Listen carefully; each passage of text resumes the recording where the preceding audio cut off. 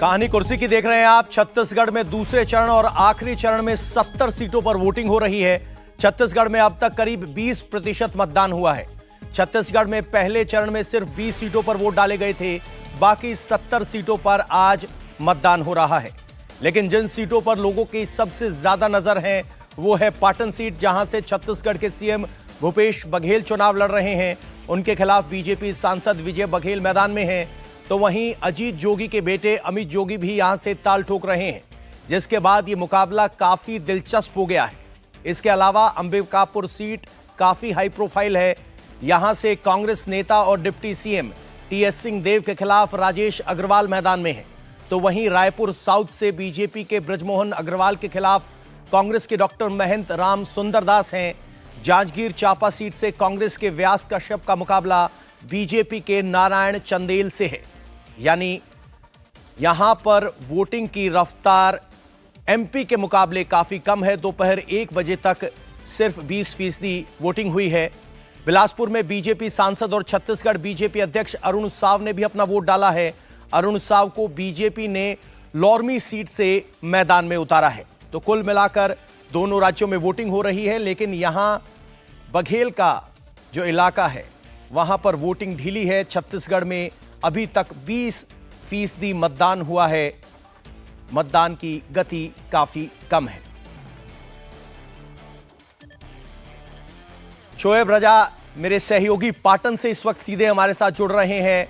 शोएब, मुख्यमंत्री की सीट पर आप मौजूद हैं। बताया जा रहा मुकाबला त्रिकोणीय हो गया है, जमीनी हालात क्या हैं? बिल्कुल, देखिए मुख्यमंत्री की सीट है और मुख्यमंत्री भूपेश बघेल तस्वीरों में मैं दिखाऊं अभी वोट डालकर निकल रहे हैं।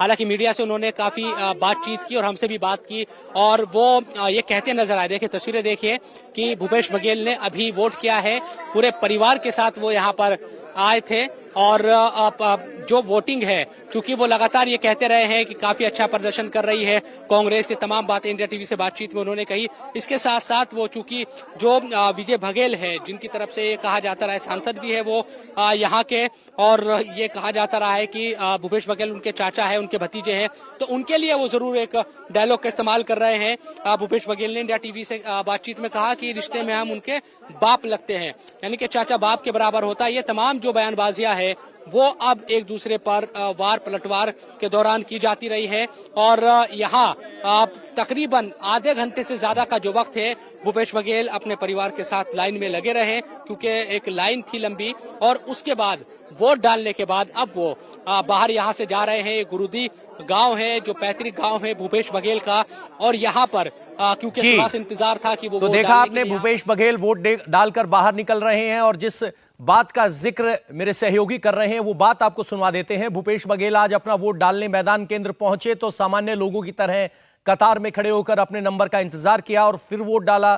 इस मौके पर भूपेश बघेल ने उनके भतीजे और बीजेपी उम्मीदवार विजय बघेल के लिए फिल्मी अंदाज में तंज कसा और कहा कि रिश्ते में हम उनके बाप लगते हैं। लाइन में लगकर आप वोट डालने जा रहे हैं, हम देख रहे हैं कि थोड़ा व्यवस्था भी एक साथ डाल दीजिए। नहीं, ये तो व्यवस्था है, निर्वाचन आयोग की जो व्यवस्था है उसका हम पालन कर रहे हैं। योजनाओं का वाकई कुछ असर दिख रहा है? सुबह से आप अभी बता रहे थे, जबरदस्त उत्साह है, क्योंकि जो 5 साल कांग्रेस सरकार ने जो काम किया और लोगों को जो विश्वास हमने अर्जित की है, क्योंकि हर वर्ग के लिए कोरोना काल में भी हमारे जो इरादे वो डगमगाए नहीं, और उसका फल ये है कि आम जनता है वो कांग्रेस पे भरोसा करती है, कांग्रेस की सरकार पे भरोसा करती है, और हमारे नेताओं ने जो गारंटी दी है और पार्टी ने घोषणा पत्र जारी किया है, उससे लोगों को विश्वास बढ़ा है। आपकी जो विधानसभा है यहाँ पर जो एक कैंडिडेट है बीजेपी के, वो आपके भतीजे लगते हैं। एक डायलॉग चल रहा है, क्या डायलॉग? यार एक चीज बताओ, रिश्ते की दीवारों में लिखा जाता है, यदि दीवार में लिखी दिया है तो मैं कहना चाहूंगा रिश्ते में हम तुम्हारे बाप लगते हैं। तो फिल्मी अंदाज में यहां मुख्यमंत्री दिखाई दे रहे हैं, रिश्ते में हम तुम्हारे बाप लगते हैं। समीर जी, चेहरा पढ़कर आपको क्या लग रहा है, कितनी कॉन्फिडेंट है छत्तीसगढ़ में कम से कम कांग्रेस, खासकर तब जब बीजेपी की तरफ से भ्रष्टाचार को एक बड़ा मुद्दा बनाया गया, महादेव ऐप जिसका एक बड़ा जिक्र रहा चुनाव में सुनने में आया, कितना ग्राउंड पर असर रहा उसका? देखिए, मुझे लगता है कि 2018 का जो चुनाव परिणाम छत्तीसगढ़ का आया था कि भारतीय जनता पार्टी बहुत बुरी तरह हारी थी और 15 सीटों पे सिमट गई थी। मुझे लग रहा है उस हार से भारतीय जनता पार्टी पूरे 5 साल छत्तीसगढ़ में उभर नहीं सकी। रमन सिंह को राष्ट्रीय उपाध्यक्ष बना दिया गया। रमन सिंह ने बहुत ज़्यादा कोई वहाँ राज्य सरकार को भूपेश बघेल के भ्रष्टाचार के आधार पर बहुत ज़्यादा घेरा नहीं, संगठन बहुत ज़्यादा सक्रिय रहा नहीं वहाँ पर कि राज्य सरकार को लगातार घेरता रहे और सरकार को परेशान करता रहे। मुझे लगा एक तरफा जीत ने कांग्रेस को बहुत मजबूत किया। उसके बाद नगर निकाय चुनाव हुए, उसके अंदर भी कांग्रेस एक तरफा जीत गई थी। तो मुझे लग रहा है कि बहुत ज़्यादा आत्मविश्वास भारतीय जनता पार्टी के कार्यकर्ताओं का पूरे 5 साल डाउन रहा, जिसे चार्ज अमित शाह ने वहाँ पर पहुँच कर किया है। हालांकि इस बार भारतीय जनता पार्टी बहुत बेहतर प्रदर्शन करने की स्थिति में है वहाँ पर, और मुझे लग रहा है वहाँ भारतीय जनता पार्टी भी फाइट देगी। चुनाव परिणाम क्या होगा ये 3 तारीख के बाद पड़ेगा, लेकिन वहाँ कांग्रेस बहुत बेहतर स्थिति में है। जिस हिसाब से भूपेश बघेल ने वहाँ 5 साल शासन चलाया और ये कहा गया था कि टीएस सिंहदेव और भूपेश बघेल के अंदर मतभेद आ गए हैं, कांग्रेस ने उसको बहुत बेहतर तरीके से मैनेज किया। टीएस सिंहदेव को उप मुख्यमंत्री बना दिया, कांग्रेस CWC में उनको ले लिया। तो मुझे लग रहा है कि कांग्रेस संगठित होकर लड़ रही है। और छत्तीसगढ़ में प्रधानमंत्री मोदी ने जिस हिसाब से लगातार आक्रामक रुख अख्तियार किया है, संगठन अमित शाह जी ने देखा, प्रधानमंत्री मोदी ने अपनी रैली में कहा कि मुख्यमंत्री हारने जा रहे हैं चुनाव, मुख्यमंत्री हारेंगे। हालांकि मुझे इसकी संभावना कम लग रही है क्योंकि वहां से हारना उनका संभावना कम है। हालांकि मुख्यमंत्री हारे भी, आप देखेंगे तो झारखंड के रघुवर दास मुख्यमंत्री हार गए थे, ममता बनर्जी बंगाल की मुख्यमंत्री चुनाव हार गई थी। तो मुख्यमंत्री चुनाव हार सकते हैं, लेकिन पाटन से मुझे लग रहा है कि एक लंबा कार्यकाल रहा है, वहाँ उनका अनुभव रहा है, वहाँ के जमीनी नेता रहे भूपेश बघेल। तो वहाँ उन्हें दुर्ग के सांसद जो उनके चाचा है विजय बघेल, हालांकि वो चुनौती देंगे, लेकिन मुझे लग रहा है कि आखिरकार वहाँ सर मुख्यमंत्री चुनाव जीत जाएंगे। आरती जी, एक सवाल ये है कि बीजेपी माना जाता है वो पार्टी है जो 5 साल चुनाव में रहती है, चाहे पक्ष में हो चाहे विपक्ष में हो।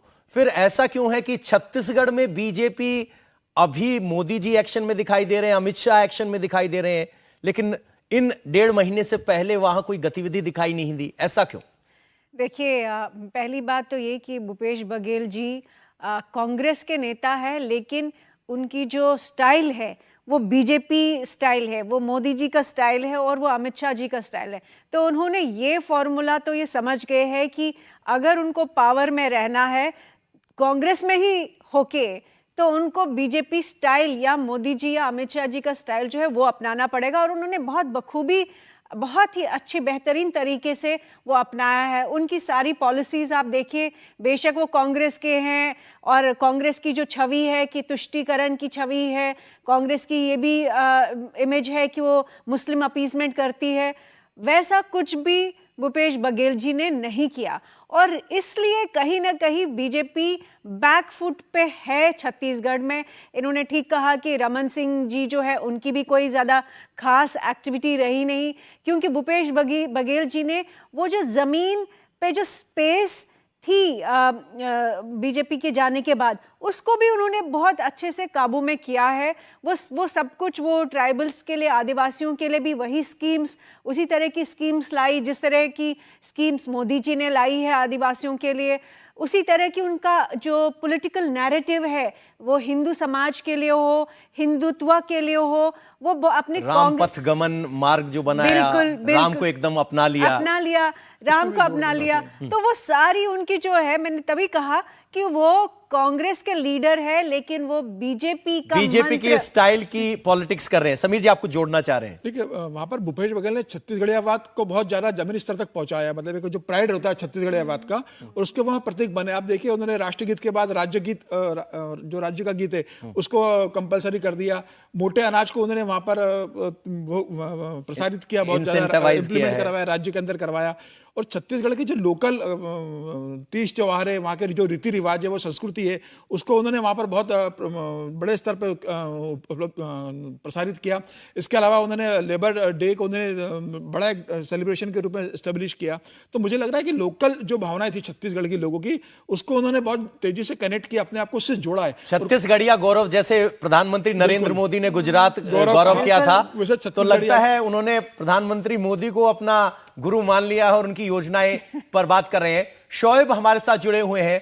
शोएब, बीजेपी की तरफ से इन चुनाव में छत्तीसगढ़ में खासकर महादेव ऐप का बहुत जोर था, एक वीडियो आया था, कुछ टेक्स्ट आए थे, सीधे मुख्यमंत्री तक का नाम लिया गया था ईडी की प्रेस रिलीज में। आप जमीन पर हैं, क्या वो सब बातें रेजोनेट कर रही हैं या फिर वो चुनावी धुंध में गायब हो चुकी है?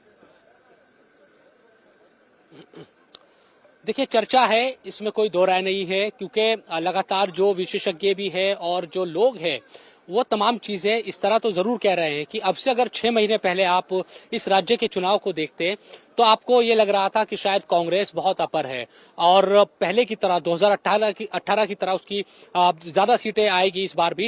लेकिन गुजरते वक्त के साथ साथ और जब चुनाव प्रचार हुआ, प्रधानमंत्री नरेंद्र मोदी आए, अमित शाह यहाँ पर आए और भी कई जो मंत्री है या नेता है वो आए, और ये चाहे महादेव ऐप हो या दूसरे जो मामले हैं, उन तमाम चीजों को लेकर जब बातचीत हुई तो बीजेपी को लेकर चर्चा यकीनन लोगों में हुई और बीजेपी की चर्चा लोग करने लगे। आज स्थिति यही है कि कई लोग ये मान रहे हैं कि कट टू कट फाइट है। कल हमारी रमन सिंह से जो पूर्व मुख्यमंत्री, उनसे मैंने इंटरव्यू किया, उनसे बातचीत हुई तो उन्होंने ये कहा कि वो 50+ जीतेंगे, उन्हें उम्मीद है कि 50+ जीतेंगे। हालांकि बीजेपी अभी ये कहने की स्थिति में नहीं है, जिस तरह से कांग्रेस के जो नेता है वो दावा कर रहे हैं कि 75 पार, अब की बार 75 पार, तो बीजेपी कह तो रही है कि 50+ जीतेंगे, लेकिन ये जरूर कॉन्फिडेंस उनमें नजर आया है पिछले कुछ दिनों में। आत्मविश्वास से कुछ नेता भरे दिखाई दिए कि नहीं, वो फाइट में है और अच्छी खासी वो टक्कर कांग्रेस को दे रहे हैं। तो चीजें बदली है। अब ये वाकई जमीन पर इन तमाम चीजों का कितना असर और जो फिगर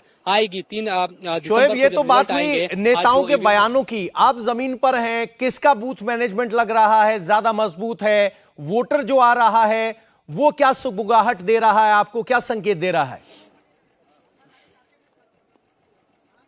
देखिए, बिल्कुल, देखिए, जो मैनेजमेंट है वो बीजेपी का बहुत बेहतर रहता है, इसमें कोई दो राय नहीं। हम दूसरे राज्यों में भी देखते हैं, छत्तीसगढ़ में भी ये तमाम चीजें दिखाई दे रही है, लेकिन इस मैनेजमेंट का असर कितना उन तमाम चीजों पर पड़ेगा जो जिन योजनाओं को लेकर बात की गई है, और आम लोग जो, चाहे वो धान के जो मूल्य की बात हो रही है कि 3200 रुपए में खरीदा जाएगा और 3100 की बात बीजेपी कर रही है, जो महिलाओं के लिए योजनाओं की बात है कि 12,000 बीजेपी देगी, 15,000 कांग्रेस बात कर रही है, इन तमाम चीजों का असर वाकई आम लोगों में उस हद तक हो पाएगा, क्योंकि चर्चा तो है, यानी योजनाओं का असर हो रहा है। शोएब, समीर जी हमारे साथ हूं, आपसे एक सवाल पूछना चाहते हैं।